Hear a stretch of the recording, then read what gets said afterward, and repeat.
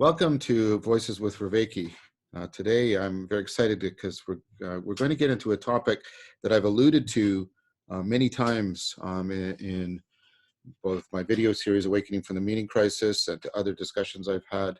And that's going to be around the Kyoto school, in particular, Nishitani and his book, Religion and Nothingness. And I'm going to, to do this, was proposed to me by Jared Morningstar. So welcome, Jared. Why don't you tell us a little bit about yourself? Hi, John. Thanks for having me. Really excited to dig into some interesting East Asian philosophy with you. Right. I'm Jared. I have a background in religious studies formally. Since that education, I've been trying to continue my studies and keep building community around some of these sorts of topics. Just a few months back, I finished an online book club on Keiji Nishitani's Religion and Nothingness, Mm-hmm. and it was really an impactful read for both myself and the other participants there. This wasn't my first time with this text. It was the first time that I read it in full cover to cover. But I'd read large portions of it previously in some upper level Buddhist studies classes. So I had some preparation coming in, and I think that was really good. It's certainly one of those texts where, without knowing a decent bit about Buddhism in general, Zen in particular, Mahayana tradition, and then also Western philosophy, Christian theology, you might be really kind of having a hard time swimming through it. So I'm looking forward to being able to sort of dig some of these major themes and ideas out in conversation here, so that they're hopefully a bit more accessible. That's great. That's well put. Yeah. I similarly have read with others Religion and Nothingness twice. It's as I said before, I'd put it in terms of the top 5 books I've read in my life. Mm-hmm. It's up there with Plato's Republic and Plotinus's Aeneid or something like that. That's how. And somebody who's aware of Religion and Nothingness, as you are, would probably see just how prevalent it is throughout the entire of Awakening from the Meaning Crisis. Mm-hmm. Nishitani's had just a profound and deep influence, and continues to on my thinking. And as I was preparing for today, I was going over some stuff, and I was realizing a lot of these stuff that I come up with these ideas, and I go back and I realize, oh yes, I ultimately got these. It was inspired by Nishitani. So I feel at some point, although I do give him credit and praise, I need to cite him more because of the profound influence he had on me. So for those of you who don't know, the Kyoto school is a Japanese school of philosophy. Well, it's philosophy in the ancient sense of philosophy. It's not just conceptual analysis. It's about philosophy as a way of life that is conducive to wisdom, enlightenment, self-transcendence, etc. So it's one of those things, like Buddhism itself, at least certain guises of Buddhism, that straddles the boundaries between what we normally separate as philosophy and religion. And the Kyoto school attempted itself to be a deep bridging between Buddhist philosophy, especially Zen, although Pure Land Buddhism has some influences too, but especially Zen, and continental philosophy, especially the work of for Nishitani, of Heidegger. James is also William James is also deeply influential on Nishita. So James and Heidegger are deeply influential. Later people like Maso Abe are also familiar with Whitehead and Tillich. And so there's an attempt to get beyond, through synoptic integration, the limitations of both Eastern and Western philosophy, if you'll allow me to use those adjectives. So this is, of course, very pertinent for us today. Very, very pertinent.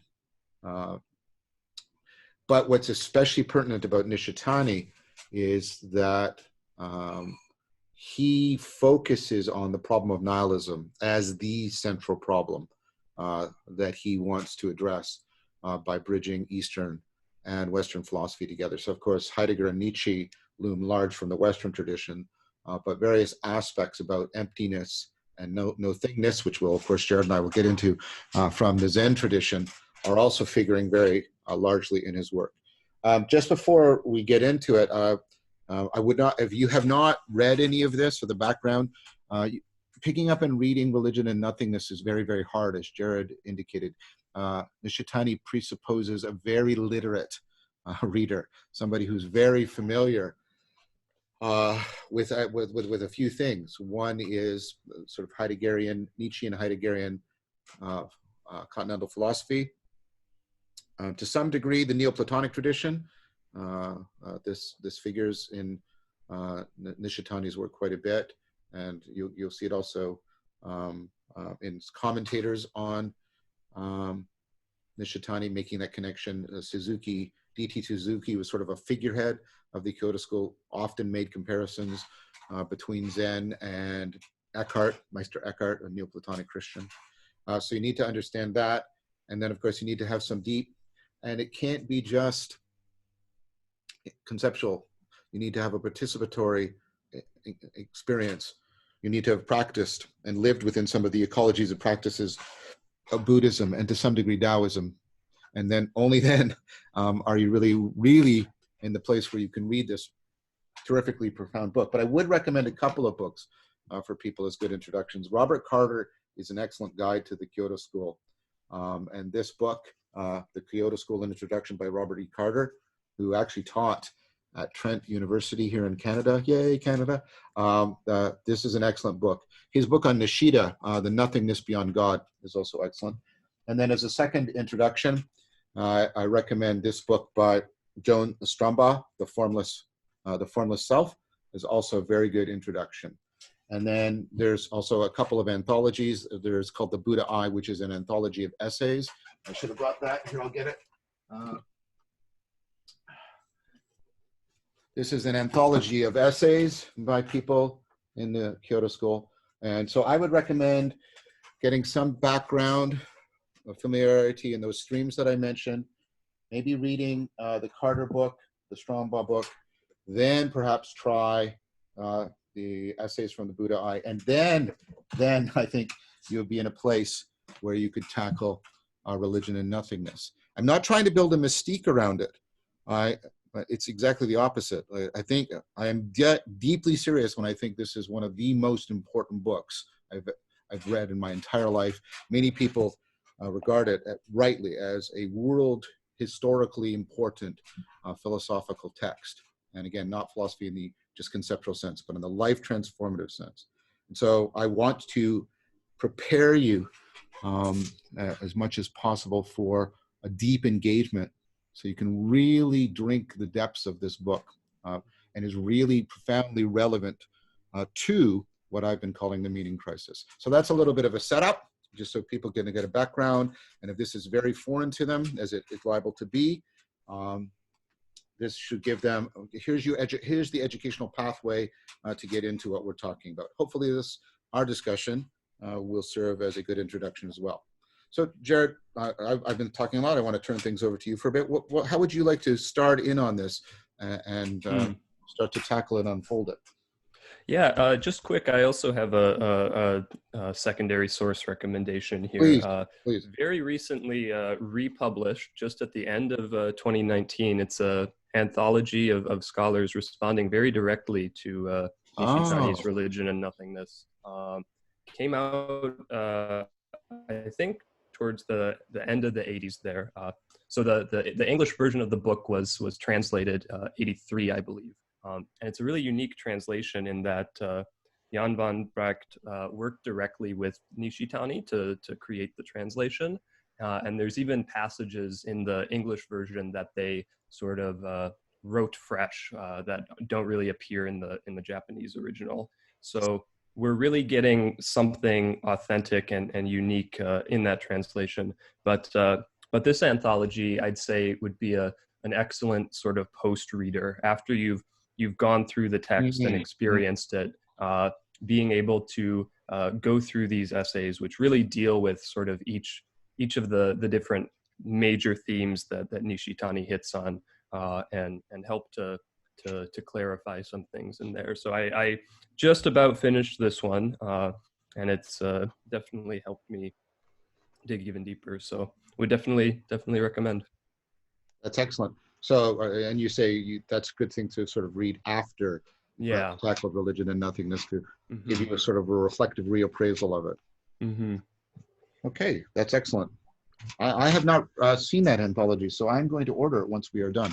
Wonderful. Yeah, it just popped out at the end of 2019, and I just happened to get it in my Amazon recommendations or something. So very synchronous there. Great, great. Anyway, where to begin with Nishitani? I think maybe just a broad overview of some of these themes might be helpful, especially the major concepts that your viewers will be new to. Shunyata and his unique approach to nihility, perhaps first and Yeah, yeah. foremost among those. I think that would be. I mean, that's going to be the place where most people are going to find sort of immediate access. Mm-hmm. Coming in out of, I mean, as I said in my series, I wanted to include him as one of the prophets of the meaning crisis, but I decided I'm going to hold off on that because I want him to be a star figure in another series I'm working on, which is a series on non-theism and the reinvention of the Mm-hmm. sacred in terms of this struggle with the meaning crisis. And so, but yeah, I see him. I think the problem of nihilism, the problem of the meaning crisis, and he definitely gets it very profoundly, is a good place to start. So why Mm-hmm. don't we start there? Yeah. So this idea of nihility factors in really pretty immediately in his work here, and is a pretty consistent thread all the way throughout.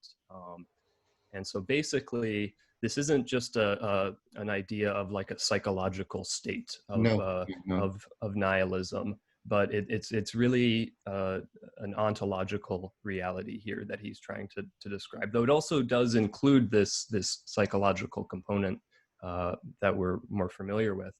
But I think basically a good way to start to approach this is to consider it in terms of concepts like finitude or death, things that really sort of have this immediate sense of sort of the ground dropping out beneath the meanings that we're used to swimming in within life. And so this is sort of something Nishitani's laying the groundwork for then to get somewhere else, which is this standpoint of Shunyata. But in terms of the nihility, it's this like really profound ontological reality that sort of is the reversal of our sense of meanings, our the sense of realness of things and suchness and being of them, that we especially in our Western philosophical mind, sort of very being focused, take as this very fundamental way that reality is constituted. That's great. Let's try and unpack that a little bit more then for people. Mm-hmm. Um, so there's a sense in which, I mean, sort of death and finitude, these are perennial aspects of human being, and they can cause people to fall into despair. And Nishitani, of course, means that, and he doesn't mean despair just psychologically. He means it like Kierkegaard means it. He means this. I tried to get at this. I'm not saying it's adequate, but my stab at this was to talk about sort of the breakdown of our cultural cognitive grammar. Not only the individual project, but the shared projects by which we try to, lay the grammar for how we're going to make sense and make action and make persons, right? And all of that fundamental cultural cognitive grammar.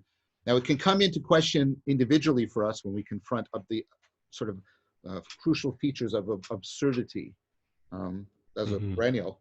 And Nishitani, of course, is talking about that. But he's also, I mean, it's also very clear, he's talking about a historical process. that has come to a particular point of fruition, especially within,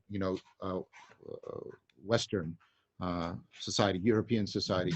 And the figure of Nietzsche, therefore, looms very largely. So there's this idea that Nishitani is both pointing towards individual despair, but he's also pointing towards the death of God, right? And so he's talking about the two of them together when he's talking about the problem of nihilism, at least to my mind. He's trying to always remind us, he's always talking to, which is some part of the beauty of his writing is he's often addressing you as an individual, but he's also addressing the culture, the world culture as a whole at the same time. Mm-hmm. Yeah, it's an incredibly like multivalent idea. This nihility he's bringing into play here, and the way he sort of roots its the inevitability of it boiling up within our current classical Western European philosophical frameworks is really phenomenal. Like going back to Aristotle and the idea of substance as sort of like the first like sort of step in Western philosophy, where being a very being focused philosophical system was really cemented in. And so this isn't sort of a very like low resolution kind of romanticism for tradition. He's really like plumbing the depths back to some of the very roots of Western philosophical thinking and getting at things from there. So yeah, figures like Aristotle, Kant is another big one who he sort of tackles and sees as sort of furthering the acceleration of some of the landscape where nihility can be especially like easy to uprise there. And I really noticed that in your own series as well, with some of these same figures. But yeah, so Aristotle, you get this very substance oriented philosophical vision, which sort of ignores the non-being side for a more exclusive look of being. So realness is constituted by things being solely, by substance. And then in Kant, you have then this sort of divide much more between the self and the world. And so then you have this subject, which is also a point which can be considered as this like fundamentally real thing within Western philosophical tradition. And Nishitani's ideas of nihility function on both of those, both sides of that divide, where the nihility can boil up at the bottom of things with substance, and it can also boil up at the bottom of the subject with a self. So that's good. Let's try and talk about that. That's really good. I like the way you just put that, the boiling up at the bottom.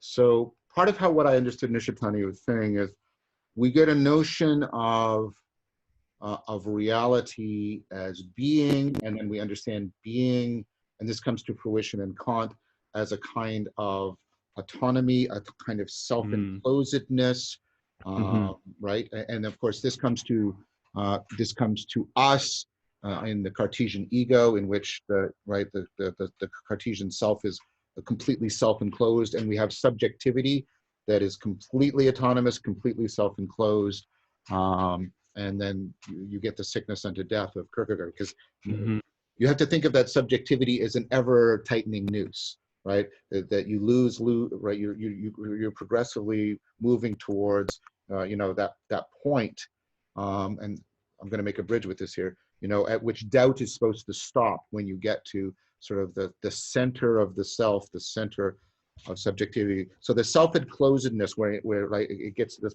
point where it can go no further, and then that's what's most real. And that has permeated our culture, in that everything, and this is one of Heidegger's critique, everything is subjectively centered, right? Everything is centered on human subjectivity, and serves it. And so the problem I see Nishitani saying is when we have that view of being, where we transform hypostasis into substance, into into Mm. this self-enclosed, um, right, rather than that which stands under, but instead that which stands under precisely because it is enclosed upon itself, right? And you can see how this comes to fruition, right, in Nietzsche's Will to Power, that everything is so enclosed upon itself, and all it's doing is just expanding itself, right? There's right, so there is no relatedness to anything else.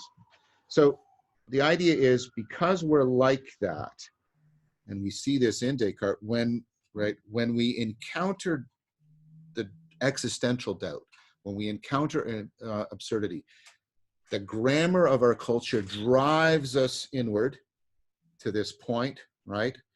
And then it tells us to stop there, and then we are bereft. We are absolutely cut off by that existential doubt. We are absolutely isolated, not only from the world and other people, but from ourself, because anything outside, right, of our pure present subjective experience is subject to doubt, subject to absurdity, right?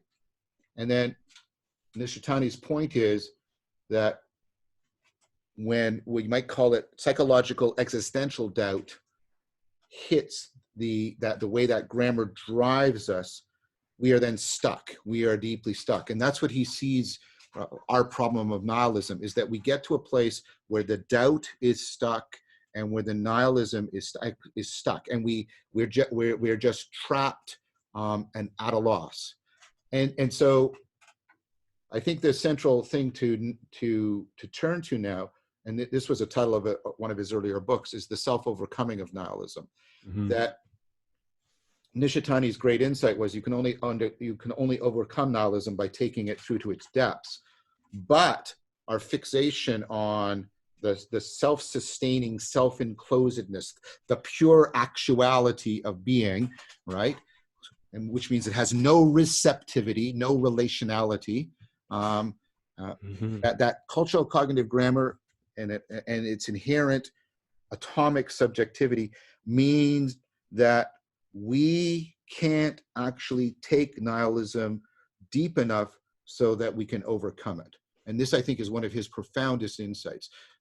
All of our attempts to try and assert this fundamental grammar in the face of nihilism, they all collapse, because everything we try to do just goes through the same process, and we circle back in, and then we're trapped here again, and we're completely cut off, we're completely isolated, and nothing matters to us, and nothing means anything to us. And so I was trying to get at that in the series. You can see the influence. I was trying to get at, how we get trapped in this process that slowly strangles us, and we keep running the grammar faster and faster, only to find that the noose gets tighter and tighter around us. Mm-hmm. Yeah, I think his critique of Descartes here is particularly relevant, and how he sees what Descartes' project ultimately did is place confine us to this field of the cogito, or the field of cognition. And so everything that we are apprehending is very much in this self-enclosed and related back to the self. And so ultimately, when we encounter this nihility, we parse it through our self.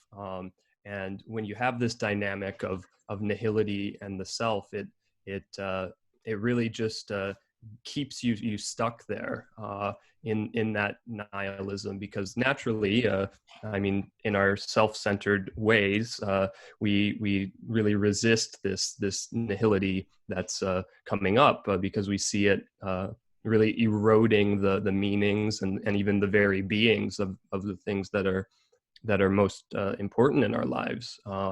But ultimately, what Nishitani wants to do is achieve this radicalization of nihility that he calls the conversion to the Shunyata, or emptiness. Oh, the great doubt. There's the great doubt. Through the great doubt there. And so no longer is the ontological reality of nihility, which is like a very like part of the fabric of reality as much as beingness is.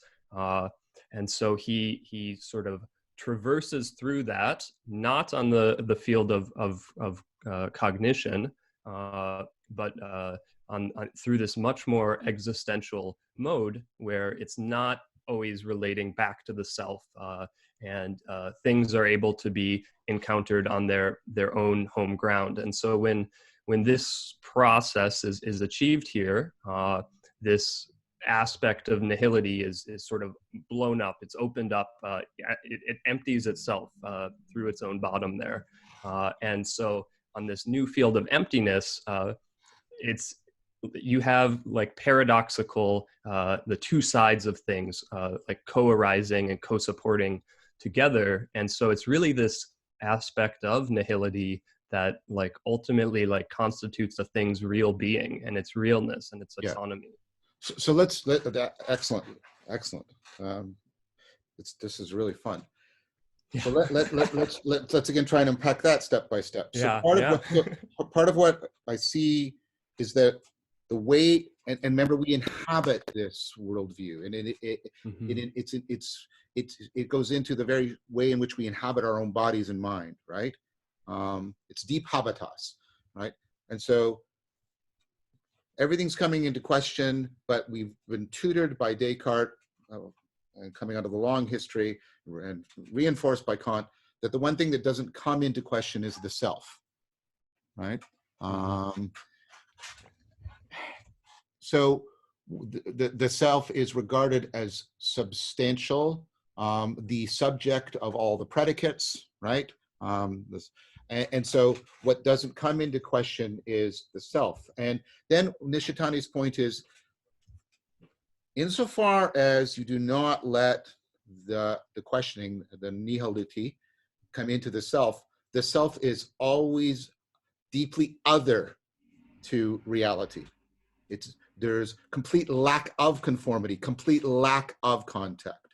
So this attempt to preserve the substantial self at all costs, licensed by Descartes and Kant, then of course means that the process, right, the process of meaninglessness or the expansion of absurdity is not allowed into the self itself.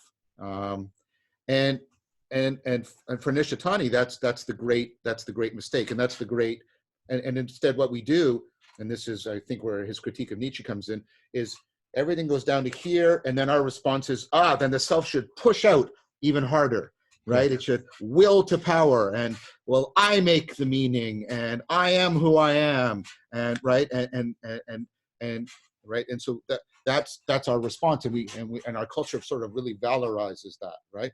And then Nishitani says, no, that's a mistake. The mistake is, right, and you're exactly right, Jared. This is not a merely intellectual or even cognitive process. This is an existential. This is a modal process. You have to let that, and this is where the connection to Socrates is so profound.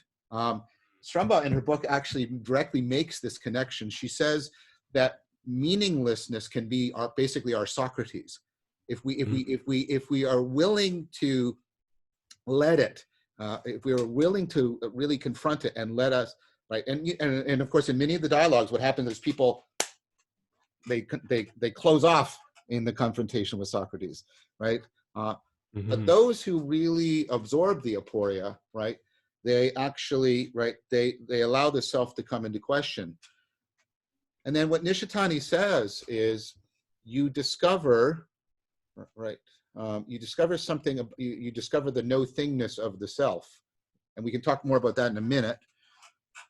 But here's even before you get to that, he says there's a moment, and you can see glimmers of this in Camus, right, where there's the beginning of a recovery of the contact with reality, because the absurdity is now, right, indwelling the self, as opposed to just being resisted by this self, right? And so there's now an opening up. There's a breaking of the the imprisonment in egocentrism, because there's a level and this is going to be one of his big themes, where you know something by becoming it. You don't know it by representing it or willing it or expressing it. You know it by becoming it. And so you go from knowing the absurdity as an object. Remember what object means, right? Thrown against, resist, right? You don't just know it subjectively as your feelings about the object. You actually become it, I would say, transjectively. And so you become the absurdity, and then the idea is that breaks you out of that egocentrism, and it gives you the first sense of that, right? That absurdity can only have done that precisely because there's a way in which you and reality, right, you know it by becoming it. So this is where I got this from. Nishitani plays on the word realization all the time. So good. Yeah, he plays on the word realization all the time, right? So that realization that I just talked about, that realization of absurdity, is both the act of me understanding and the act of it becoming actualized in me, right? Not a representation, but, part of my being. I know it in my being, what I call the participatory knowing. And like I said, you can see that even in Camus at the end of The Stranger, right? Where he's talking about absurdity and everything, but he has like that mystical experience where he wants everybody to hate him, because and you can see that he gets a sense of the absurdity within and the absurdity without are starting to resonate. So even in Camus, I think you start to get a sense of that. That's controversial, but I think that's one of my takes. So I take that to be, there's two things that are happening in that moment. We are discovering, first of all, the great doubt reveals that the autonomy and self-enclosedness of our subjectivity, of our self-consciousness, of all that stuff, right, is not metaphysically necessary, right? Because it presents itself as the only game in town, right? Right, and no, it's not, and that is coupled to, is bound up with this rediscovery of the depths of participatory knowing, that we know things by becoming them, rather than them resisting us, or we willing them, or us just representing them within our subjectivity. There's this deeper kind, and this is the influence of both of Heidegger and Buddhism on him. There's this deeper kind of knowing. The deep kind of participatory knowing suddenly is realized by us. And so the great doubt, I think, is like this pivotal move. So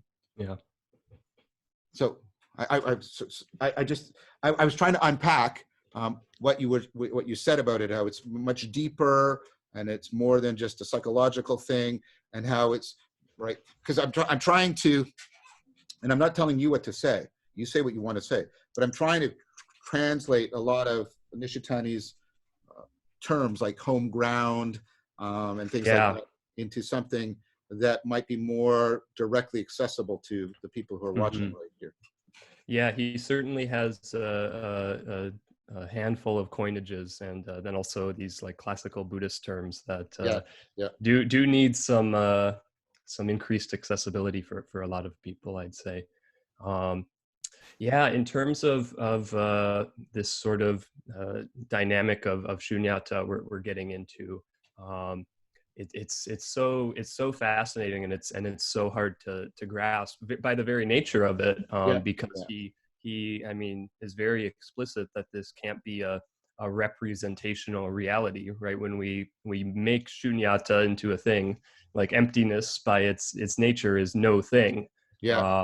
And so we're already off on the wrong foot there. So trying to like grapple with this concept and even apply it is very, very tedious and difficult, and really has almost a poetic element in it, I feel.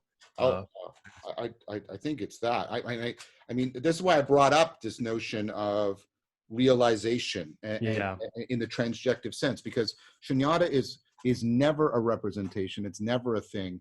It's always, I don't want to say it's something, see, the language is, right? But so it's always within realization, right? It's right. It's not something realized, right? And it's not, It is the very sinews of transjective realization. See, the thing that he wants us to realize is that, well, maybe, I mean, and he, not so much him, but Abe makes a lot of connections to Tillich, right? Hmm. And the idea that the self is ultimately mysterious and reality is ultimately mysterious in a deep way. And it's only by accepting that the loss of the self and closedness of the self within that we can then we can actually realize the mystery, the depths of reality. Mm-hmm.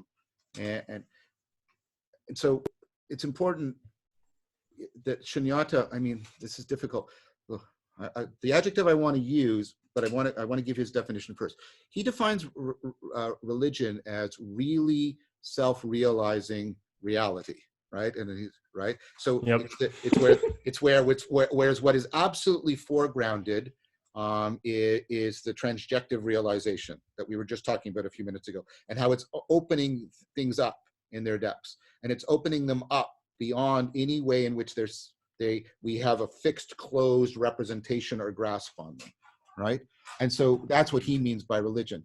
So the event of Shunyata is religious. It's religious, right? It's so for him, there is no way of coming into a relationship with Shunyata that does not carry with it deep mutual transformation of oneself and the world. Yeah. Yeah. To try and put it succinctly with some of these main terms he's using, we start at being, and we encounter nihility, which is ultimately just this like aspect of reality as much as being is. But because we're caught up in this self-enclosed cognitive grammar, we resist this aspect rather than integrating it into ourselves and our world experience.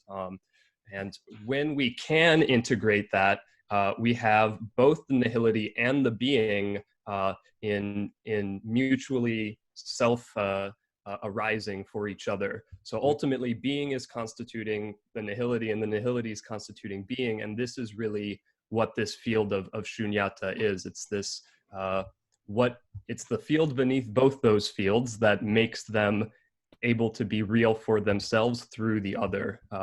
And that analysis then it extends on the field of Shunyata for any particular the fire that burns because it does not burn itself. So, yeah, and any self that you have grasped is not the self, right? And anything.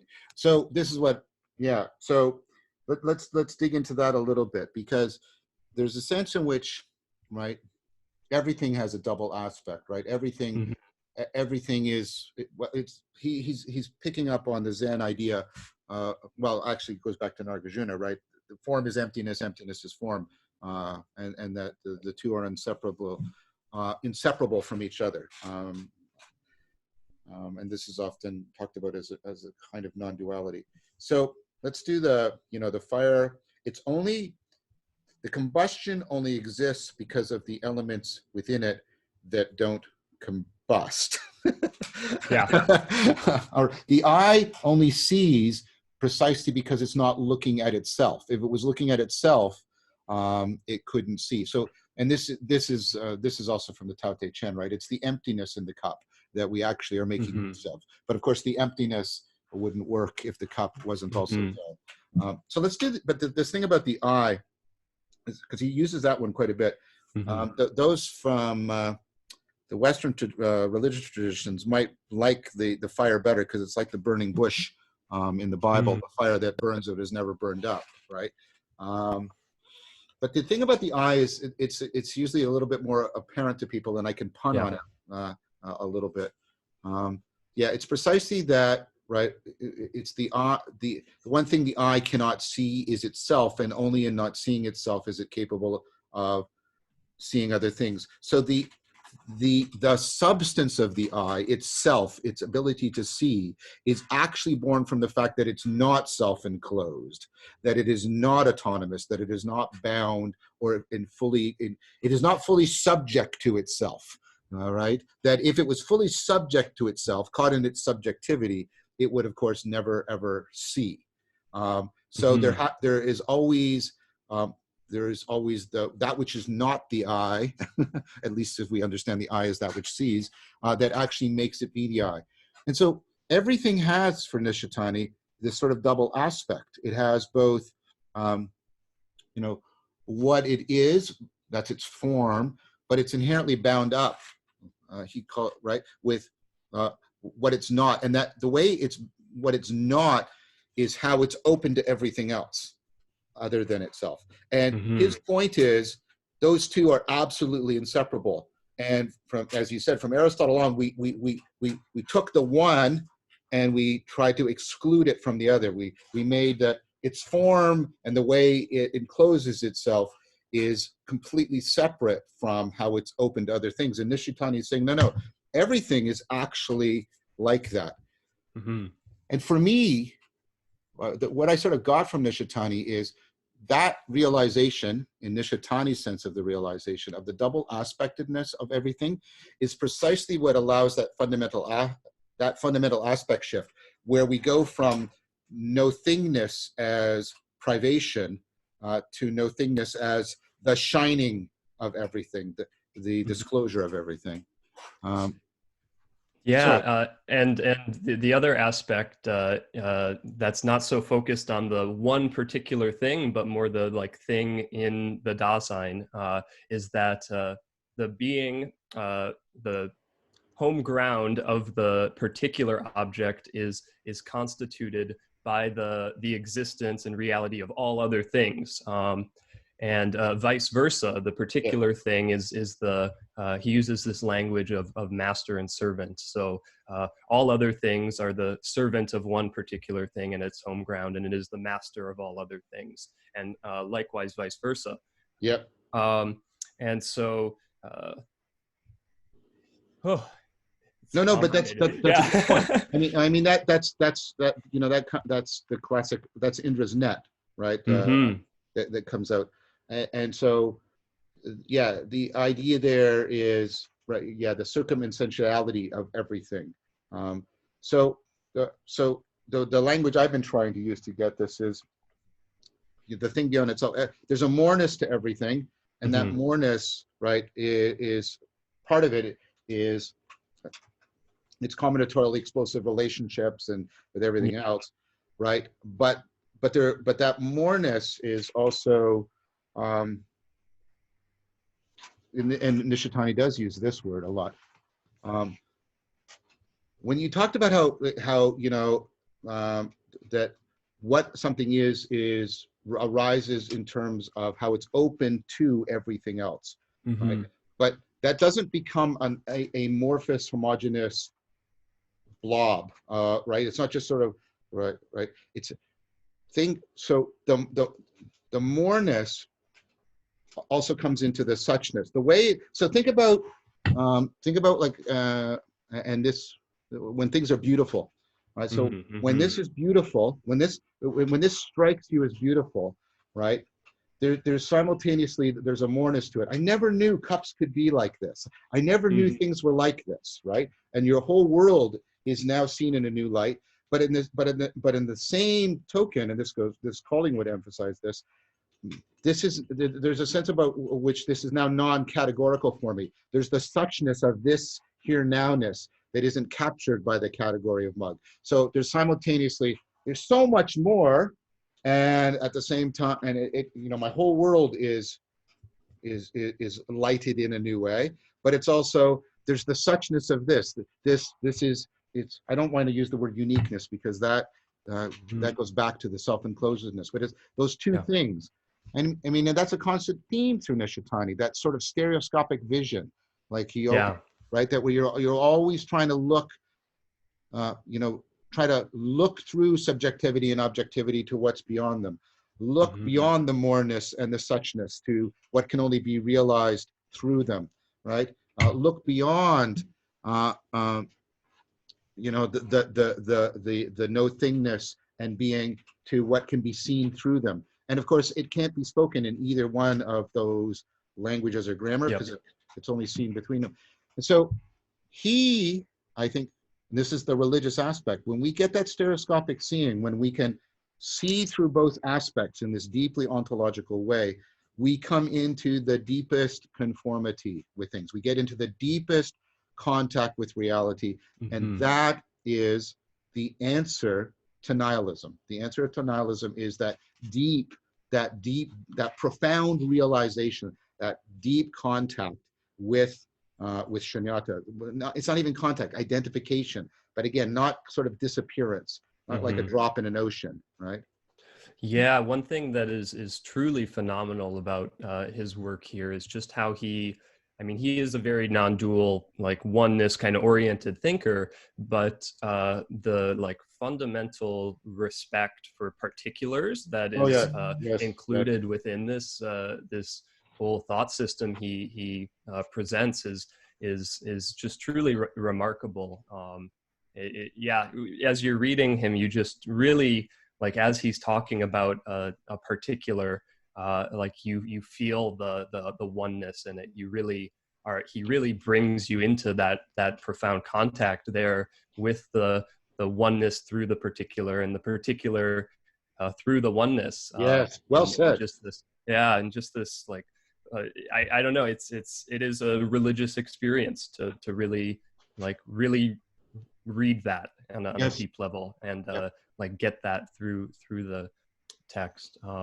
One way that I was able to come up with using a metaphor to sort of explain this master-servant relationship he's talking about is sort of through an analysis of something like artistic photography or painting. So imagine scene one, you have a picture of a murderer with a knife stabbing a victim. The knife in this picture is like such a subject element, and it is like supported by all these surrounding elements in this photograph, where the all these the different figures, the scene, like dark alley at night, perhaps, like constitutes the specific being of this knife. Now, picture two, you have a chef working in a kitchen and a knife like against the wall with other utensils, and the knife in this situation is the servant to other aspects that are the master. That's a good way of dramatizing it. Yeah. So I think being able to see, because I think we pretty intuitively experience that in artwork there, how the background constitutes the foreground and vice versa. And they can move, and they can invert and move. Right. Yeah. And so his basic idea here is that everything is always both the knife in scene one and the knife in scene two. Everything is both. He says that the middle, right? Everything is the center of everything else. Which he also talks about Nicholas of Cusa, who defined God as the intelligible sphere whose center is everywhere and whose circumference is nowhere. And because Cusa was also trying to, in learned ignorance, he was trying to, what he'll do is he takes opposites and then he pushes them until the opposition collapses and something beyond it is disclosed. But when you were talking about the oneness in the particular, and the particular in the oneness, for me, two things were immediately triggered. One, and Maso Abi picks up on this, is Whitehead. Whitehead talks about how the whole of the universe collapses into one thing and then is added. Like it's not a static collapse. Everything comes into this, and this adds something novel. Its suchness is the novelty of the collapse of everything, and then that novelty gets taken up in everything else's novelization, if you'll allow me a neologism. And so it made me think of that right away. And then, like I said, it made me think also of I can't remember the Chinese patriarch's name, the Indra's net, right? The idea that each jewel is the reflection of all the other jewels, right? And so, Nishitani. It's interesting now if you switch to the aesthetics of his text. his writing is actually to trying to get you into that state of mind, that state of, like, when your state of mind is kind of like like Indra's net. You've got this sort of dynamic holographic state of mind. And it's only when you sort of realize that state of mind does what he's like, and then you start to, I mean, when I say state of mind, I shouldn't have been doing this, because it's not a state of mind in your head. It's not an introspective state, right? It's this it's an existential state. But only when you get that state of being, perhaps is better, then you really see what he's talking about. Like when you walk around the world and you get that, right? And so I find reading his text, although very challenging, I get the writers I really admire do that. There's the process of the text is as important as the content of the text. Yeah, absolutely. And it's a very winding process in Nishitani here, where you're not always sure where he's taking you. And then you just kind of feel dropped off a cliff sometimes. And then like 2 chapters later, you realize you're back where you were, but in a different way now. And so I mean, it's certainly a challenge, but definitely a rewarding one. The next step he takes after sort of what we've gone over at this point is integrating all this thinking like in motion, like in time, in this text. And then he closes up with a really this is probably the most challenging part of the text, is his analysis of history at the end, historicity, from like competing Western Christian and post-Enlightenment perspectives, Nietzsche's eternal recurrence, and like Buddhist, more like universal time and karma. Like he throws so much into this, and the way he's able to end up with this idea of history that's fully historical through its ahistorical eternal nature, and vice versa, yet again, is that's I'm still grappling with that one for sure. The stuff on historicity is really difficult. I mean, there's this sense, you get this sense that in the movement, I mean, what was the name of the book, Forms of Transcendence? The author starts with an S, I can't remember the name. And that author was doing sort of comparing Heidegger to the mystical tradition, the Neoplatonic Christian mystical tradition. It talks about how, like, you can see history as this sort of movement of paradigms, right? These shifts. But that what can be disclosed in that is, well, if you'll allow me, something eternal. There's something that, as you move between the paradigms, there's something disclosed that is the giver of paradigms, which is not itself any paradigm or in any way paradigmatic. And that is really, and that reminds me a lot of Heidegger's notion of the being that's not the being of beings, but that which gives the being of beings. So I agree, that's a difficult part of his work. I try to understand, the analogy that works for me is Heidegger's critique of ontotheology, that we shouldn't understand, that which gives being to beings is not some sort of supreme being, is not just a super powerful being. It is something other than being, but in no way separable from being, right? It's the nothingness, the emptiness. And so I think what he's trying to do there is also see that which gives history is therefore not historical, which gives history paradigmatically and not historical, is like that. It's not a secret history. It's not a secret author of history. It's the non-history that makes history possible, right? And is not separable from history. I thought that's what he was trying to do, and I thought that was important because we in the West have, we have a very I think there's a deep connection. This is, you can see the influence of Heidegger and Nietzsche on what I'm going to say. There's a deep connection between our ontotheology, our understanding of God, and our understanding of God as the author of history, and that reality unfolds as a story, as a history. And Nishitani is very powerfully, I think, and it's very difficult text, I grant you that, but I think he's trying to undermine those two things at the same time together. Yeah, absolutely. I mean, looking at the Christian view, the post-Enlightenment progress view, Yeah, and yeah. Nietzsche's Eternal eternal recurrence, yeah. recurrence, they're all will-based Yes, yes. theories of history. And will is this self-enclosed, Yep. self-centered Yeah. concept. And so he's trying to get beyond that. And he even analyzes karma in a same way, or at least parallel to this, Yeah. in a really important aspect. But yeah, it's also important to consider that this non-historical basis for history isn't any kind of telos of history. Exactly. I Yeah, was about to say that, because yeah, will and purpose and telos are bound together. And the hmm, idea that, yeah, that's exactly right. And even individuals understanding the meaning as ultimately having as a purpose, where the purpose is also understood as that towards which they will, or that which the great will is willing for them, right? Yeah, exactly. It's completely undermining of a teleological notion of history and God. And notice how difficult that is for us to think in the West. yeah. How difficult that is for us to think in. What the heck would a non-teleological history and a non-teleological God of history, what would that Hmm, possibly mean? hmm. Yeah, I think somewhat like staying within that paradigm, but still like respecting his thinking. I feel like it almost has to do with every historical event and occurrence being autotelic in itself through all other things. Yeah, yeah. Yeah. It's like that. It's like you move to the holographic.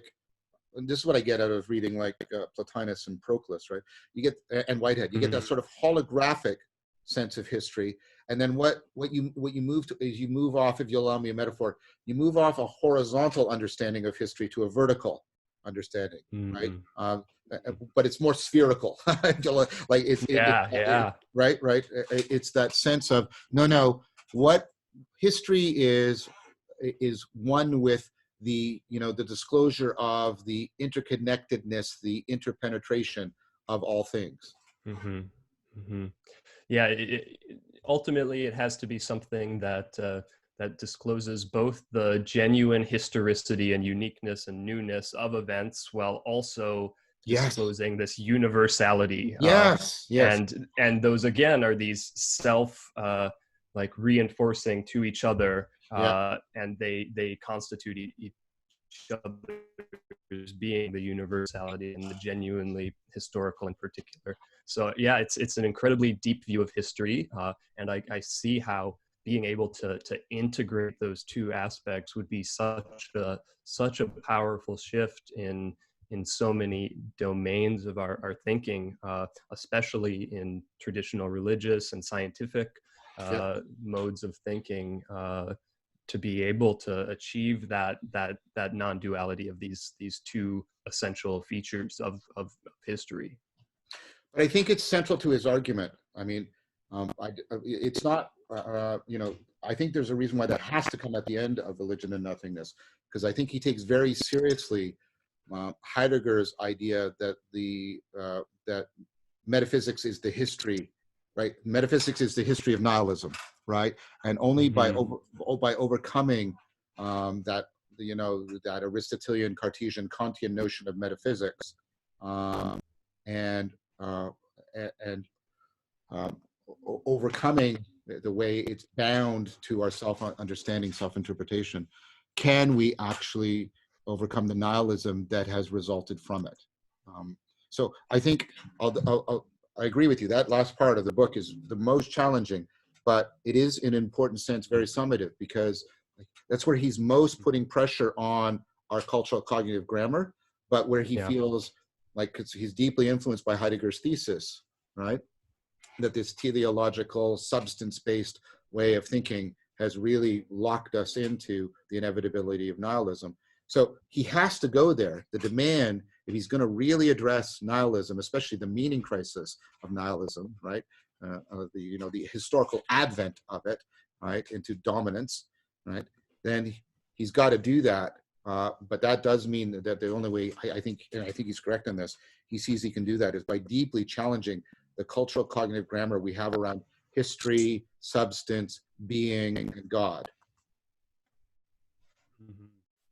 So, Yeah. And I mean, with that, I think we've pretty much gone through this whole text in its most important themes here. The only things we didn't touch on were ideas of the personal and impersonal, and the scientific mechanistic yeah, analysis that he gets into, which is very, very Heideggerian as well.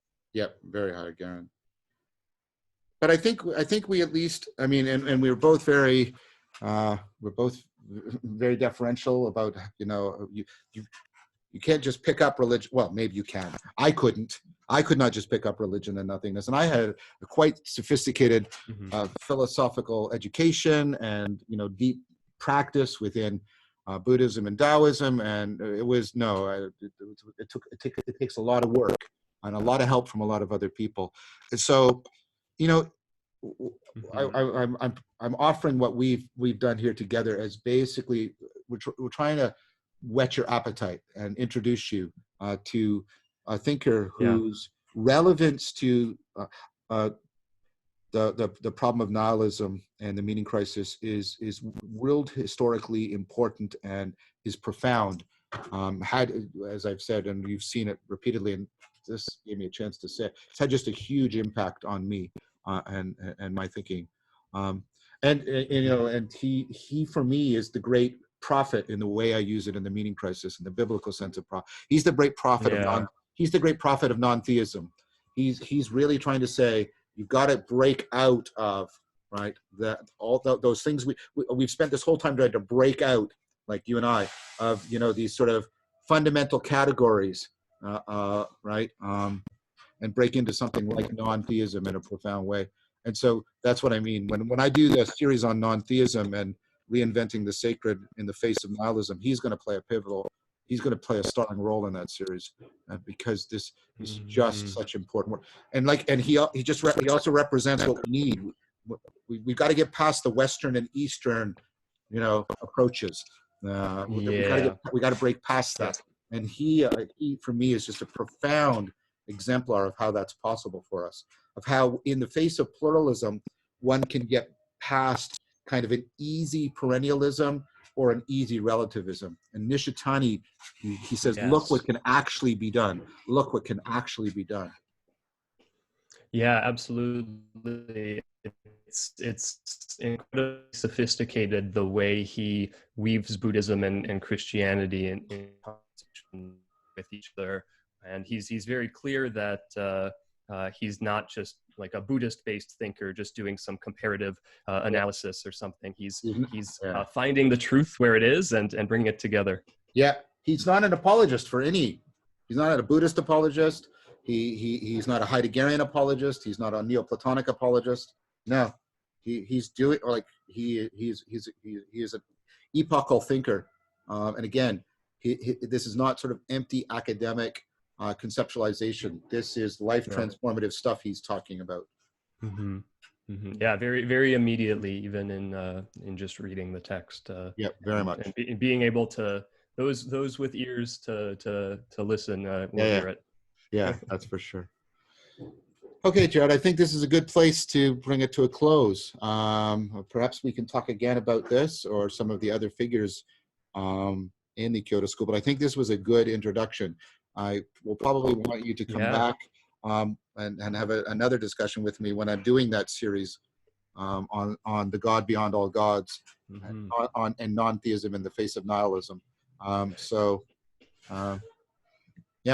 That would be wonderful. Okay, that'd be great. I would love to sort of apply some of Nishitani to some of the major themes you've been working with, especially the religion that's not a religion. I think he's a star figure in that. So Nishitani and Tilak and Korban. So at some point we might want to talk about, well, like a possible discourse between Korban and Nishitani, or Korban and Jung on one side, and perhaps Nishitani and Nishida on the other. I think. Yeah, that could be great. I'm actually just starting this coming weekend a reading group on Korban's Alone with the Alone. So I'll be primed for some comparative work pretty shortly here. So. Okay, that's great. Okay, Thanks a lot, Jared. Really Yeah, thank great you. pleasure. Really great pleasure.